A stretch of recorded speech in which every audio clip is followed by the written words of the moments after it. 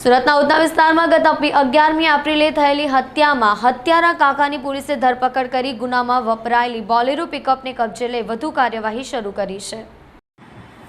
ગત 11મી એપ્રિલના રોજ પાંડેસરા વિસ્તારમાં રહેતા ભજન સરદારની ઉધના વિસ્તારમાં કેટલાક કિસ્મો દ્વારા જાહેરમાં હત્યા કરવામાં આવી હતી।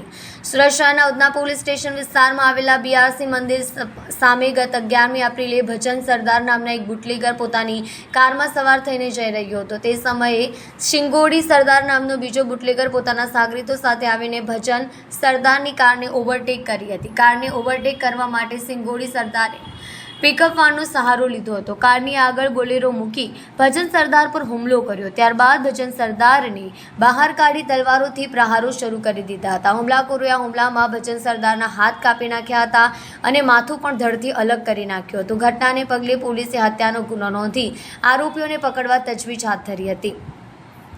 આ હત્યાના 2 આરોપી પાંડેસરા પોલીસ સ્ટેશનમાં હાજર થઈ ગયા હતા અને એક આરોપીની ડીસીબી પોલીસે ધરપકડ કરી હતી। હત્યામાં મુખ્ય આરોપી એવા મરણ જનારના કાકા ભાવુસિંહને બાતમીના આધારે ઉધના પોલીસે ઝડપી પાડી ગુનામાં વપરાયેલી બોલેરો પિકઅપને પણ કબજે કરી વધુ કાર્યવાહી હાથ ધરી હતી।